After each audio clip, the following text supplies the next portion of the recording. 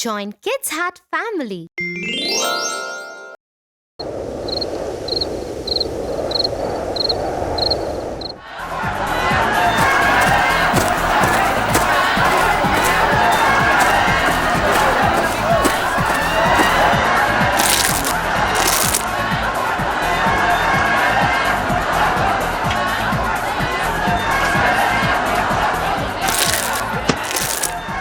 What are you doing, Tofu? Look, Tia, so many toffees. I am taking them all. But you don't need so many of them, Tofu. Just take as many as you need. But they are there, Tia, and no one is saying I shouldn't take them. You are being so greedy, Tofu. You remind me of Kasim. Who is Kasim? Come, sit with me and I will tell you who Kasim was.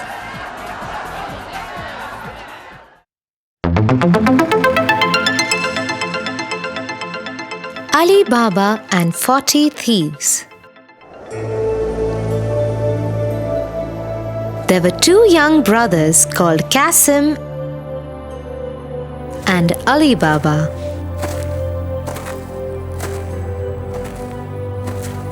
They lived in Baghdad with their father.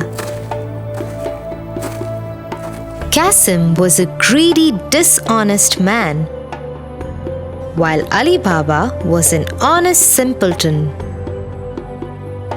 When their father died, Kasim married a rich woman and became a lazy merchant. Alibaba married a poor woman with honest values. He became a woodcutter. One day, when Alibaba was returning from the forest, he saw a gang of 40 thieves standing outside the caves near the forest. They had large, heavy-looking gunny bags with them.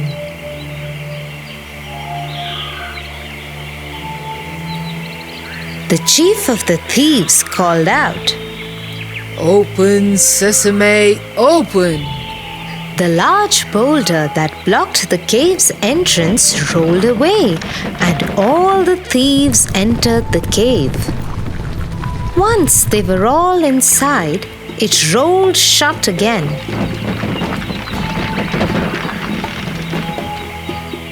Alibaba waited to see what would happen next. After some time, the entrance opened again, and the thieves came out empty-handed. The chief turned around and once again said, "Close, Sesame, close!" The large boulder rolled and closed the entrance shut. As soon as the thieves had left, Alibaba came out of hiding and went to the cave.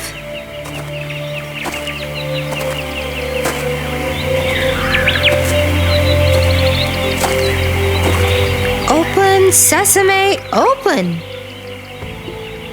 Immediately, the boulder rolled over and the entrance of the cave opened once again. Curious Alibaba went inside.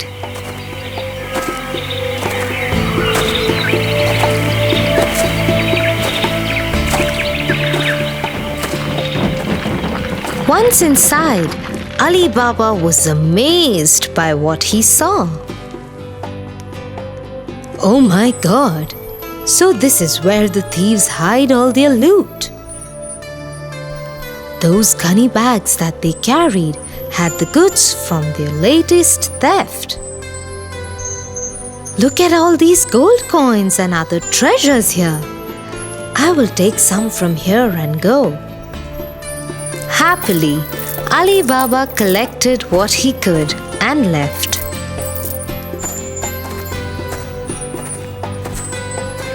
Open, sesame, open.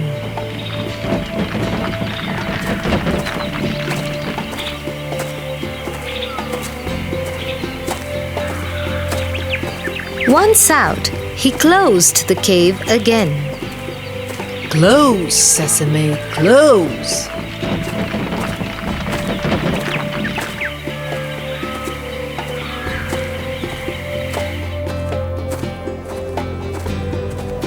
When Alibaba got home, he requested for the weighing scale from his dishonest sister-in-law. He wanted to measure how much gold he had brought from the caves. What does Alibaba need the weighing scale for? Let me stick a bit of wax under the scale so that whatever he's weighing gets stuck to it and I can find out what it is.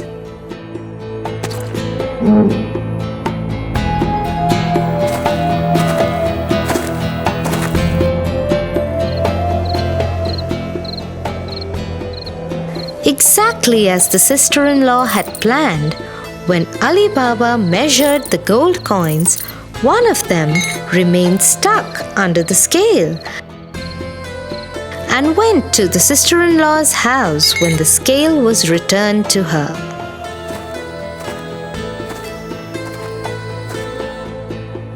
What is this? A gold coin? Where did Alibaba get gold from? Let me speak to Qasim. He will find out more. Alibaba has gold coins at his home. I think you should find out where he got them from. Gold coins? Yes, I will go over to his house right away and find out. Qasim went to his brother's house and asked Alibaba to tell him the truth about the gold coins. Being a good man, Alibaba told him everything.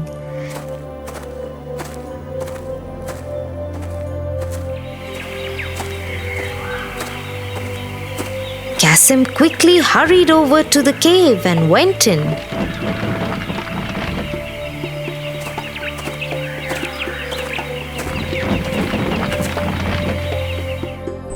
Oh wow! Look at all this gold and diamonds and rubies. I am going to take this all home and become the richest man ever. I will never have to work another day in my life. Greedily, Qasim got busy filling gold and jewels into his pockets and the empty bag that he had brought with him. When he was done, he made his way to the cave entrance, but he could not remember the magic words. Open, same, open!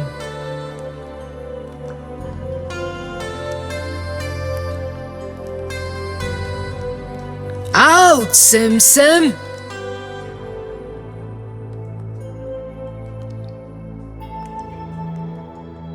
Qasim tried many times,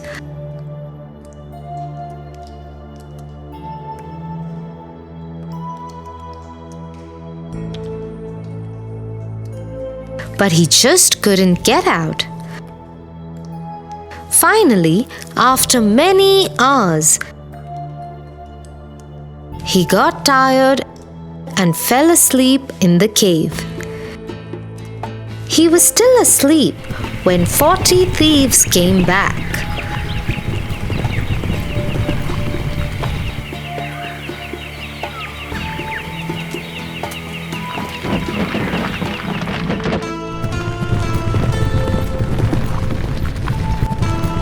They found him and killed him.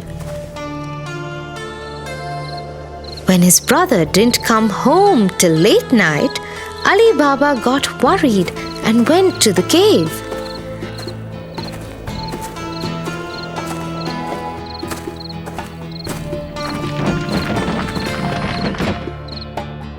There, he found Qasim's cut-up body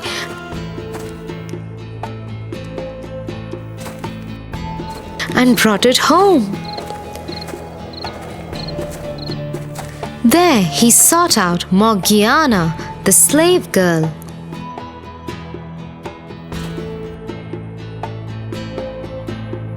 Morgiana, we cannot let others see Qasim's body in this state. We should make it look like he died naturally.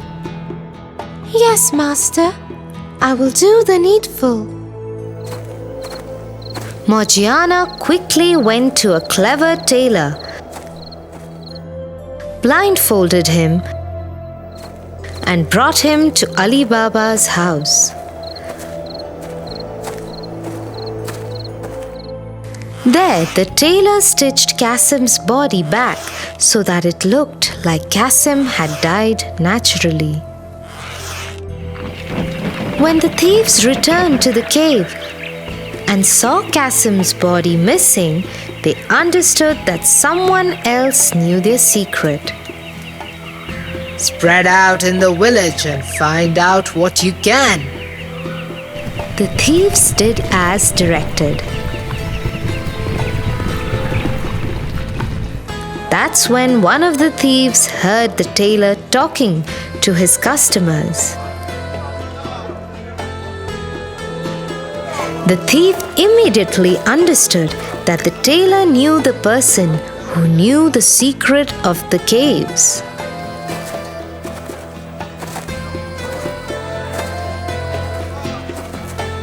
I am so good at my work that I can even stitch a dead body to make it look like nothing happened to it. Really? When have you done that? Well, just 2 nights ago. Can you take me to the house where you did it? Yes, I can. But I was taken there blindfolded. So you too will have to blindfold me. That way I can remember the left and right turns I made to get there. The thief agreed and blindfolded the tailor.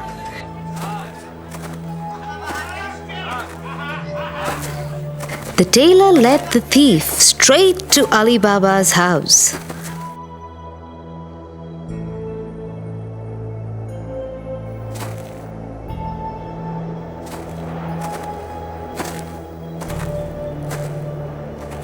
The thief marked Alibaba's door with a piece of chalk. He then went to his chief.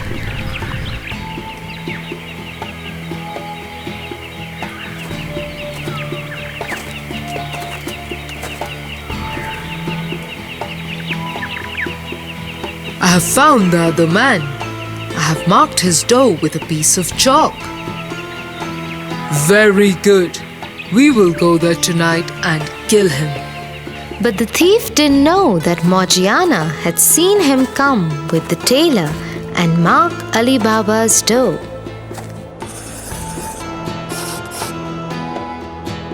She had immediately understood what was going on. So once the thief and the tailor had left,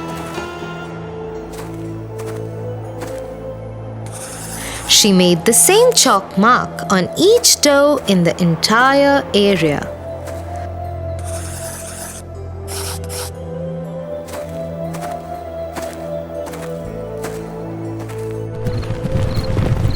When the thieves returned at night, they were confused. What is this? All the doors have the same mark. Oh, my chief, this is someone's trick. Off with your head! I do not want anyone who can be tricked so easily.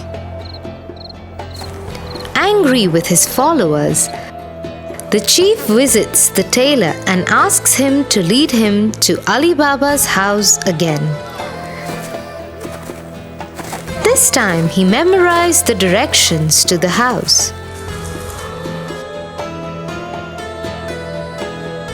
When night fell, he went to Alibaba's house pretending to be an oil merchant. All the other thieves hid in large oil jars that he brought with him.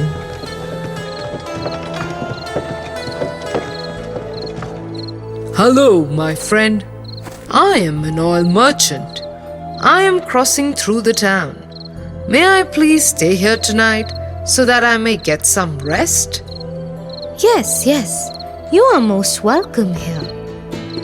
Please also allow me to store my oil jars in your home. They are rather large and heavy. No problem, my friend. My slave Morgiana will look into it. As Morgiana was having the oil jars removed, she heard some whispering sound coming from one of them. It was one of the thieves talking to himself. Morgiana realized that the jars all had thieves in them and the merchant was their chief.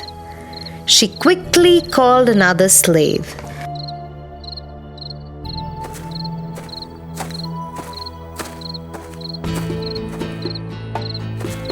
Hurry up and get me a lot of hot boiling oil. The other slave did as directed. Then Morgiana poured the hot oil into the jars one by one.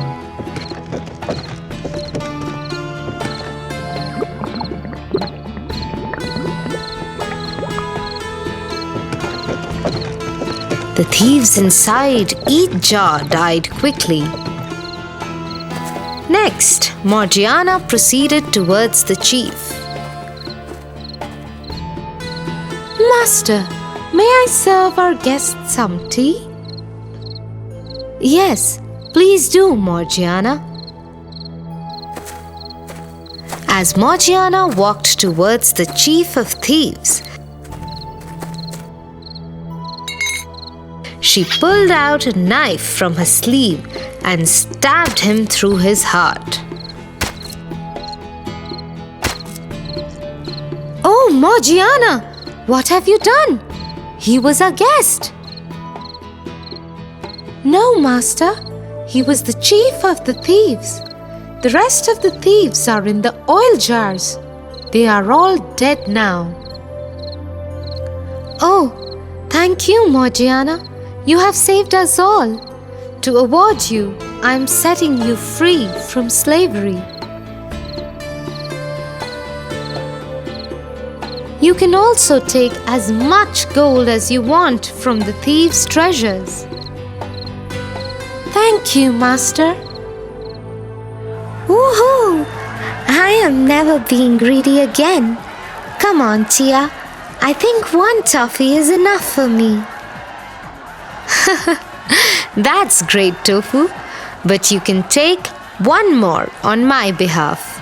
And I am happy to share mine with you. Oh, thank you, Tia.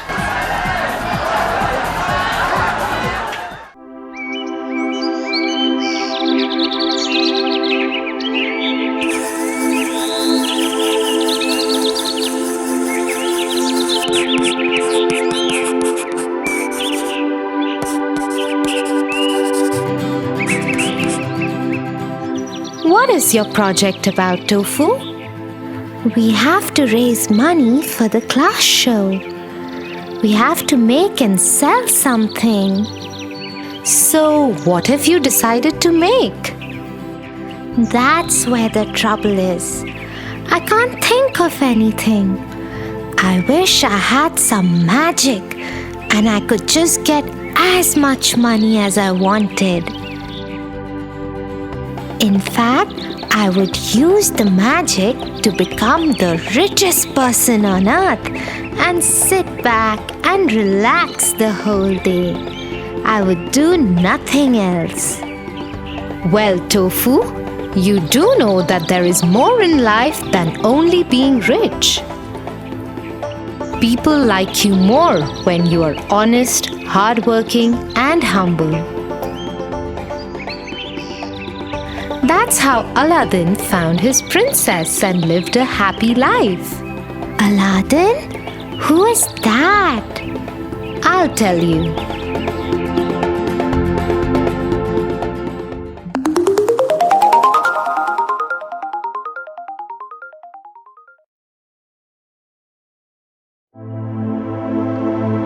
Once upon a time, there was a young boy named Aladdin.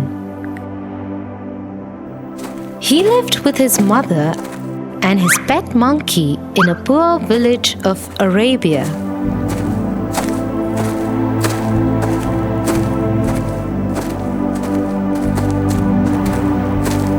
The only relative Aladdin and his mother had was a distant uncle who hardly kept in touch with them.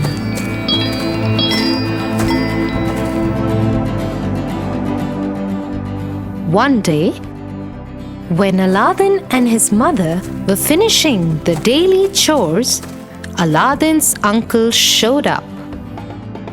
"Brother, what a pleasant surprise!" How are you, sister? How is your son? "We are both good, brother. It has been many years since you have visited us. Aladdin, this is your uncle. You saw him once when you were a little baby." Hello, uncle.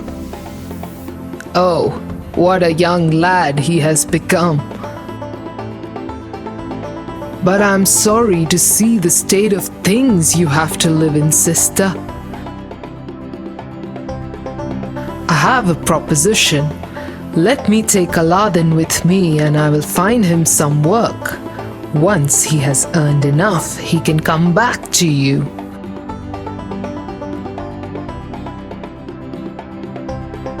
Till then, keep this piece of gold to make your living. Oh, brother, that is a wonderful idea. It will do Aladdin good to learn some work with you.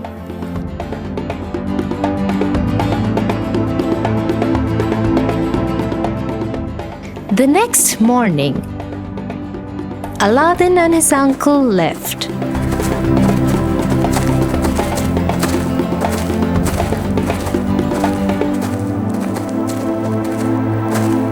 They walked through many villages and towns.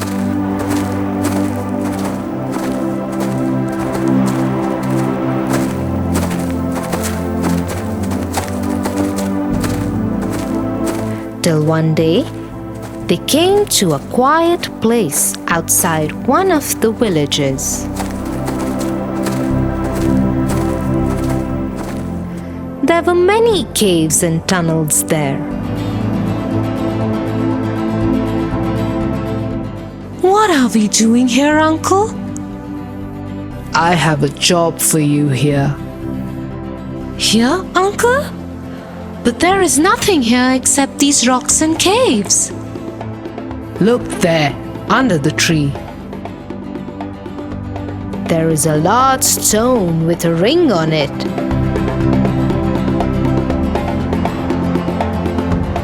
I want you to lift it.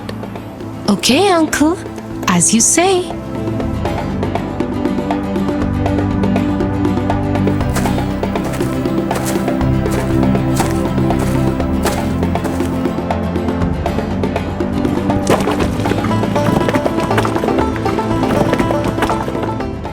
Please help me, Uncle. This rock is very heavy. No, I can't help you. It is your job. You have to do it.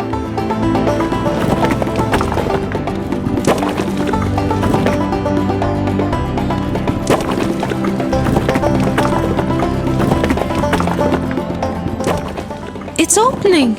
It's opening, Uncle. I can see a narrow passage and some stairs leading further down.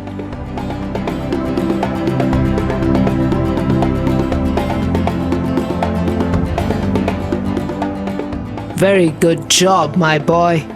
Now I want you to go in there. But before you go, here, wear my ring. This is a magical ring. It will keep you safe. Yes, uncle. Aladdin follows his uncle's directions and goes down the stairs.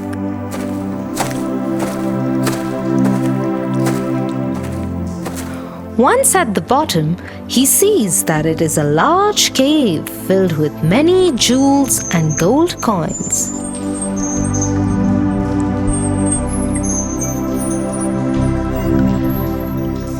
Pick up the large gold plates and urns.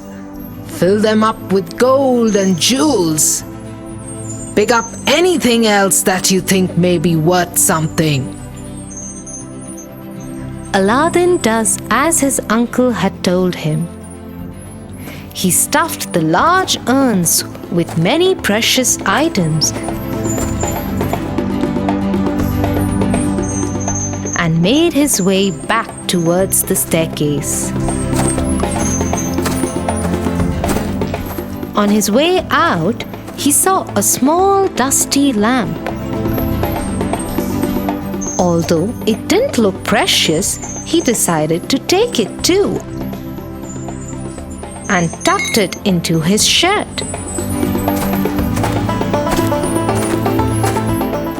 When Aladdin had reached the top of the staircase, he called out to his uncle for help. Here, uncle. Please take these urns and then pull me up too. I cannot get out by myself. The opening is too far for me. Yes, yes. Give me the urns. Okay, uncle. Now pull me out.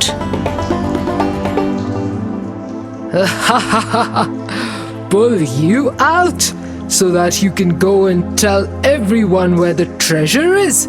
Huh, never. I brought you along because this is a cursed cave. Only a small boy can go in and out of it. I have what I wanted. I don't have to come back for more for a long time. Saying so, Aladdin's uncle shut the cave's opening with a large stone that had a ring on it.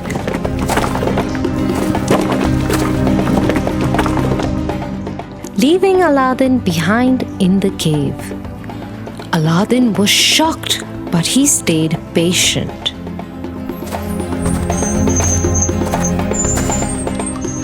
Uncle has betrayed us, but I must find a way out and get back to my house. Dear God, show me a way out of here, please. Aladdin joined his hands and bowed his head to pray. As he put his hands together, his fingers rubbed over his uncle's magical ring, and a creature came out of it.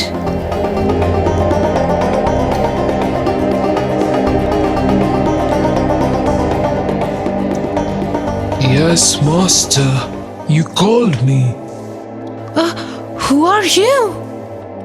I am the slave of this ring and whoever wears it. I must obey any one command of the master of the ring, and then the ring will be destroyed, freeing me. How may I serve you, my master? Can you please get me out of here and back home to my mother? Yes, master, right away. The next moment, Aladdin was home with his mother. His mother was surprised to see him back home so soon and in such an abrupt manner. My son, you have returned so soon. Where is your uncle? Have you already earned so much money? Uncle cheated on us, mother. I will tell you everything, but first give me something to eat. I haven't eaten anything since yesterday. Aladdin's mother served him the remainder of food as he told her what had happened and how his uncle had tricked and abandoned him. I can't believe my own brother would do this to us, son. I am glad you're home safe now. But the gold coin your uncle gave me has run out, and we have nothing to eat now. Don't worry, Mother. I have this lamp. I will go into the market and sell it tomorrow. Let us sleep for now. Relieved that they were together, Aladdin and his mother slept peacefully that night. The next morning, Aladdin asked his mother for the lamp. Mother, I'm very hungry. Give me the lamp. I will go and sell it so we may have some bread. Here, son, take the lamp, but clean it nicely and polish it before you go to the market. A shiny lamp will fetch you more money. Yes, Mother.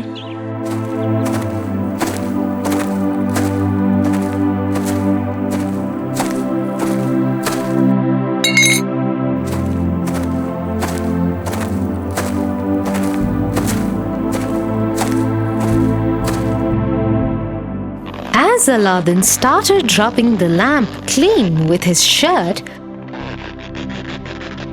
a magical creature appeared from it.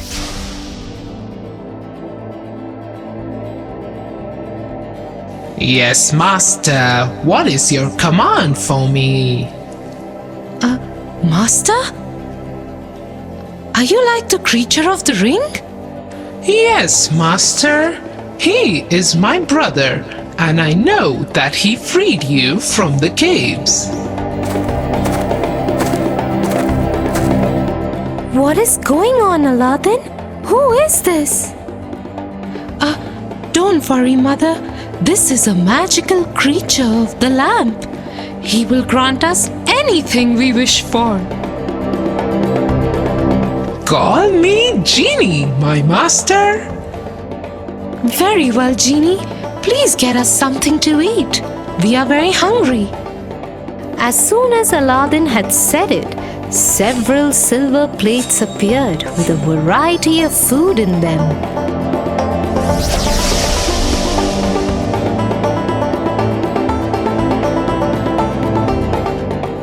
The genie went back into the lamp, while Aladdin and his mother had a hearty meal.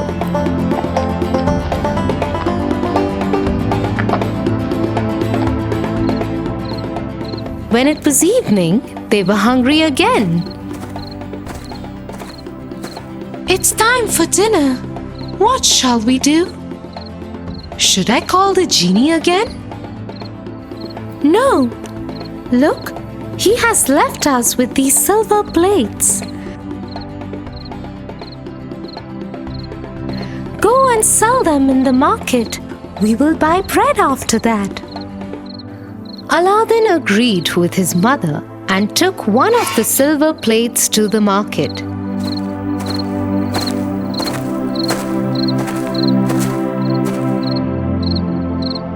He saw a Turkish trader and decided to strike a deal with him. But Aladdin didn't know the value of his silver tray or how to do business.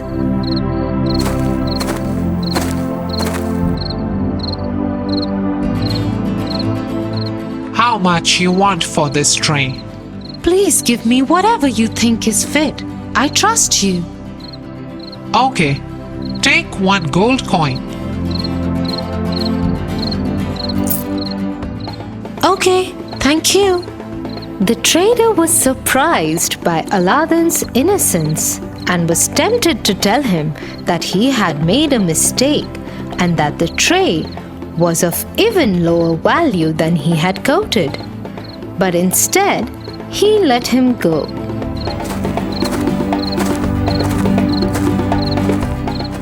Such an innocent boy. He didn't even bother to find out the actual value of the plate. Just trusted me blindly.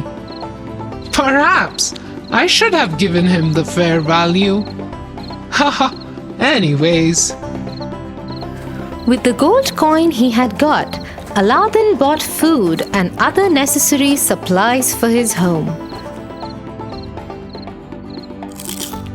But within a few days, they ran out of all the supplies.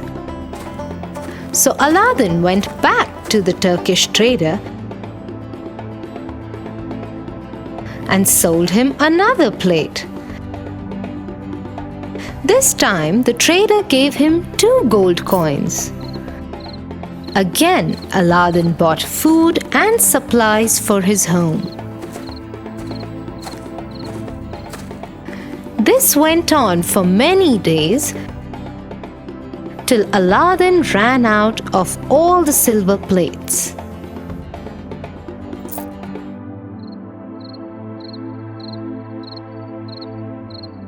Son, there is no food in the house and no plates to sell as well. What shall we do now? I will rub the lamp and call the genie again.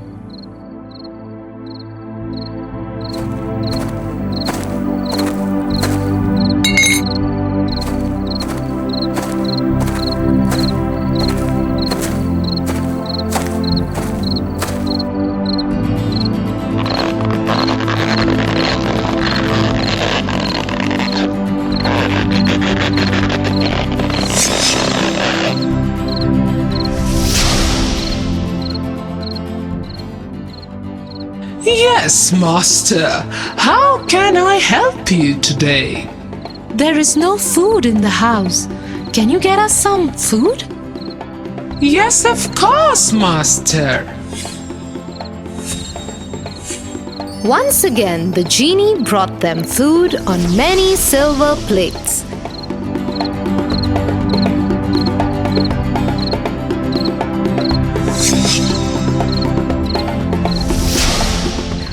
Although Aladdin had the magic lamp, they never used it to satisfy any greed. They continued to live frugally, except now his mother started saving a little money from the sale of every silver plate.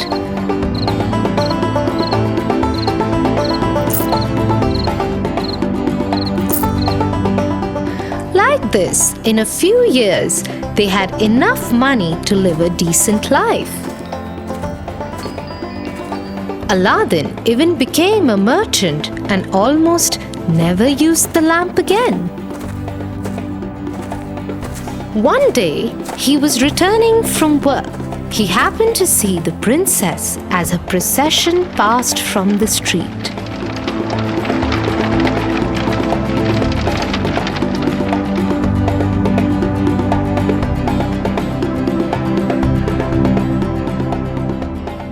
Mother, I am in love with the princess and I have decided to marry her. I will present her with many jewels and precious things that we have collected over the years.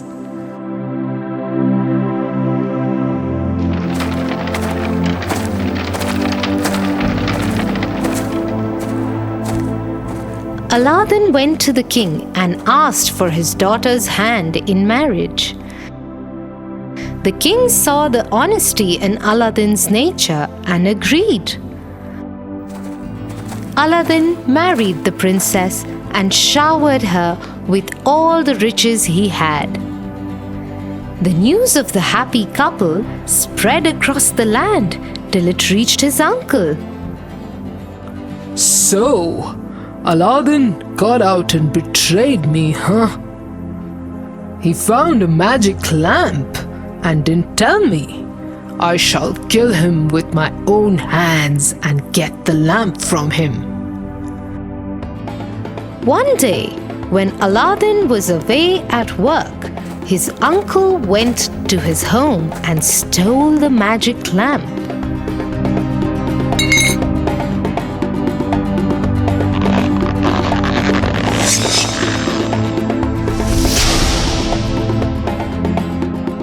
He then ordered the genie to transport the whole house into the middle of the desert where no one could find it.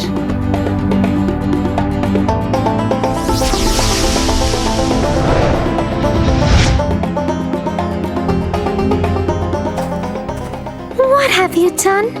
Where is Aladdin? You will never see him again. Now you are liable to me. You will do as I tell you. Now go and get me some wine and dinner. The princess did as she was told, but as she did so, she planned her escape too. She mixed some sleeping powder in his wine and gave it to him. As soon as he drank it, he fell into a deep sleep. The princess quickly reached for the lamp and rubbed it. The genie appeared. Yes, mistress. How may I serve you? Save me, genie. Please find Aladdin and get him here. Yes, mistress. The next moment, Aladdin was there.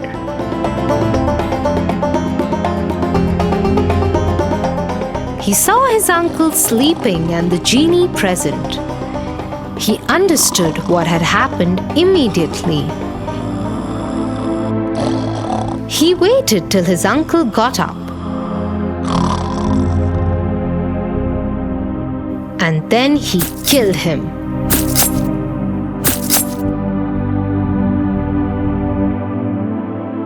He then told the genie to take them back home.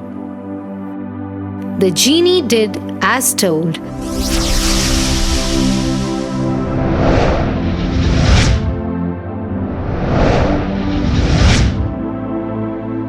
And they continued to live their happy life. So he took the hard way. What a good man Aladdin was. Yes, he was. Well, I think I too want to be honest and sincere like him. I am never going to look for shortcuts or be lazy again, Tia. I promise.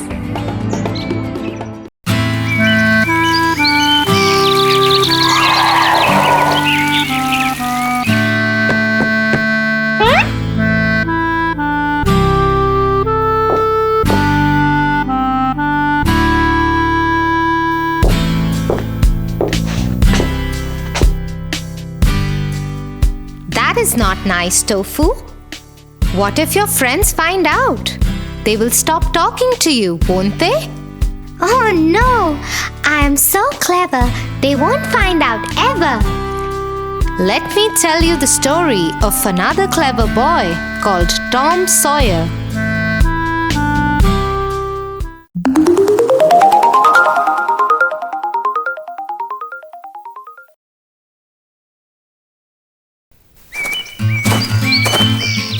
Tom Sawyer lived with his Aunt Polly and half-brother Sid. He was an extremely clever boy who loved mischief. But Tom also had a very good luck, which always helped him get away with the mischief he did. One day, his Aunt Polly was looking for him. "Tom, Tom, where are you?"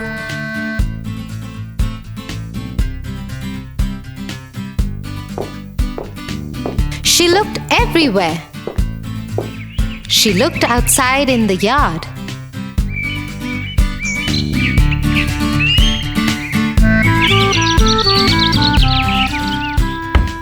Inside in the house and the kitchen. She looked in her room too, but he was nowhere. She went back to his room and called to him. "Tom, stop hiding and come out now." But there was no answer. Suddenly, Aunt Polly saw something move under Tom's bed. She thought it was Tom. She bent down and swiftly pulled the bed cover. A cat that Tom had hidden there sprung out at Aunt Polly. Surprised looking at this, she shouted, Oh dear, where did Tom get the cat? Wait till I find that boy.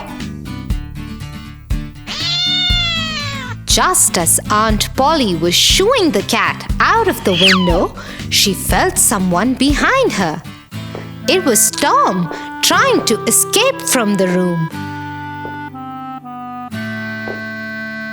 He had been hiding in the cupboard. Aunt Polly caught him by the collar. Tom, what were you doing hiding in the cupboard? You ate all the jam, didn't you? No, Aunt Polly.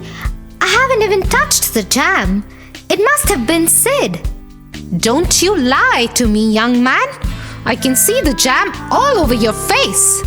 Tom quickly tried to wipe his face, but it was too late. Today I am going to beat you with a stick. You have become too mischievous. Aunt Polly, look behind you. Aunt Polly turned to see, but there was no one. It was just one of Tom's tricks. And this time he used it to get away from Aunt Polly, because when she turned around again, he wasn't there.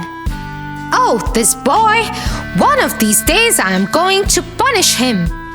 Tom was so happy with himself for fooling Aunt Polly again that he decided to take the day off from school.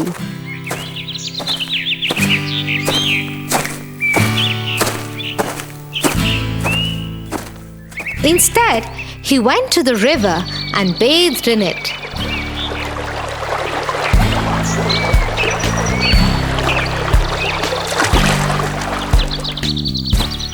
At lunchtime, he went into a nearby farm, stole fruits from there, and ran out of there with the owner chasing behind him. Just as he was running, he bumped into Sid. Sid saw Tom's wet hair and clothes and the fruits in his hands and understood that Tom hadn't gone to school, but he didn't say anything.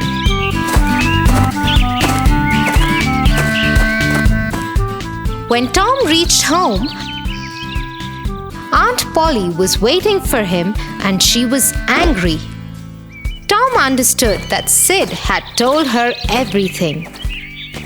Tom, did you skip school again? No, Aunt Polly. Sid is lying. How did you know Sid said anything to me? Well, for once, Tom had got himself into trouble. He had no answer for Aunt Polly's question. Tomorrow is Saturday. You don't have school. You will not go anywhere. Instead, you will whitewash the fence. the entire fence? Yes, the entire fence. That is your punishment. Tom had no choice. He couldn't argue with Aunt Polly. He didn't want to make her angrier, but he was angry too. The fence would take up his whole Saturday. He went into the yard and kicked at the dust. Just then, he saw Sid coming in. He quickly made a mud ball and swung it at him. Stop! Help, Aunt Polly! Why did you have to tell anything to Aunt Polly? Tom flung a few more mud balls at Sid and then jumped over the fence and ran away. He knew he was already punished, so nothing worse could happen now. Next morning, when Tom came down for breakfast, he was greeted with a pail of paint and paintbrushes. Aunt Polly had been serious about his punishment.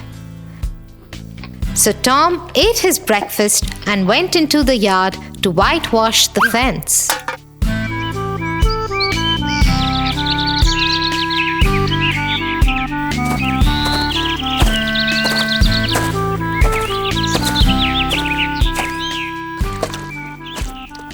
Painstakingly, he finished a bit of it. That's when his friend Joe came up to him. "Hey, Tom. Why are you working on a Saturday morning?" "Working? Who said anything about working?" "Well, why are you painting the fence then?" "I am doing it because it is art. Haven't you heard of art, Joe?" "Well, I have, but I have never done it. Is it fun?" "Oh, yes, it is. Why else would I do it?" Joe thought about it. It was true. Tom Sawyer would never do anything that wasn't fun. He asked Tom if he could also try it. Tom agreed to let Joe do only a small portion of it in exchange of 3 marbles. Joe thought 3 marbles was too much, but agreed. He wanted to try art.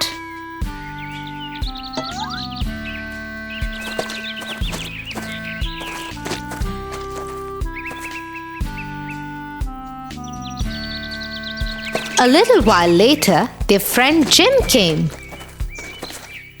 He saw Tom resting under the tree and Joe painting the fence. He went to Joe. "What are you doing, Joe?" "It is art. I paid Tom 3 marbles to let me do it." "3 marbles? Is it that good?" "Yes, very good." Jim dashed to Tom immediately and asked if in exchange of his fish book, he too could whitewash the fence. Tom feigned some reluctance, but agreed. And so it went on.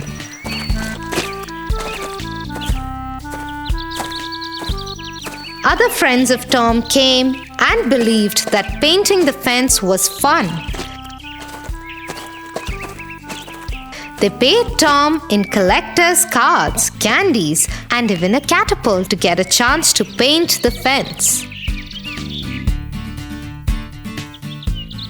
By noon, the entire fence was painted and Tom was a rich boy. He hid his treasures and went to his aunt.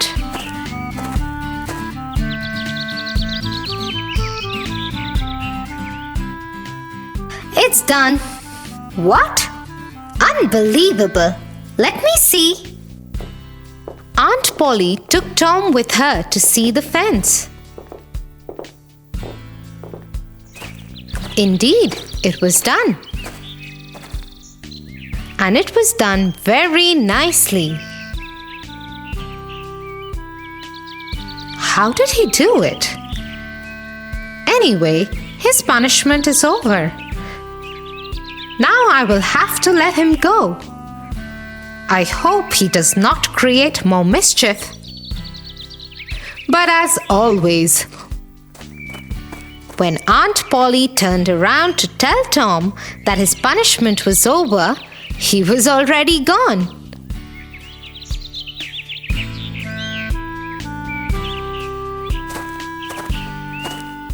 The next day was Sunday, and Tom went to Sunday school. When he reached there, he saw a new girl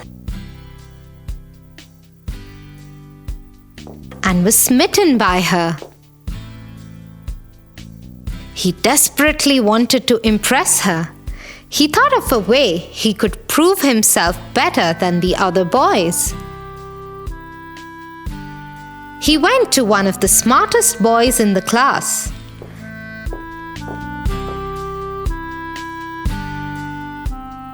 And bought from him all his yellow tickets in exchange of the treasure he had earned from his friends yesterday.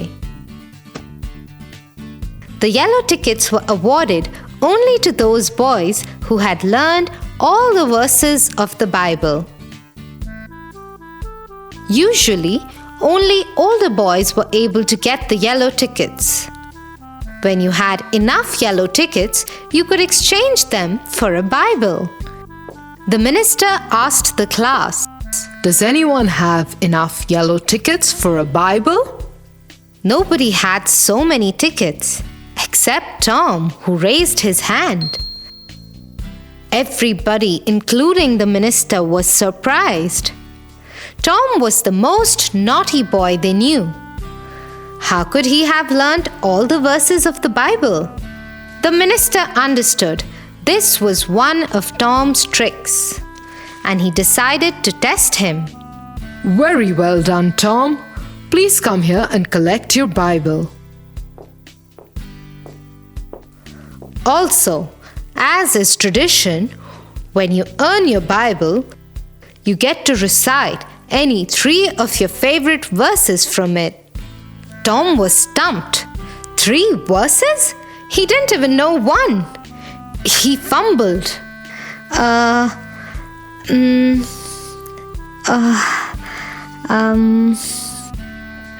The whole class laughed at him as they understood that mischievous Tom had got into a big soup this time. Do you still think you will never get caught? Oh no, Tia. I have to go and tell my friends the truth and apologize to them right away.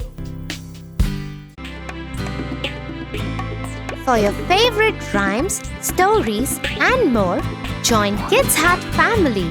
Subscribe here.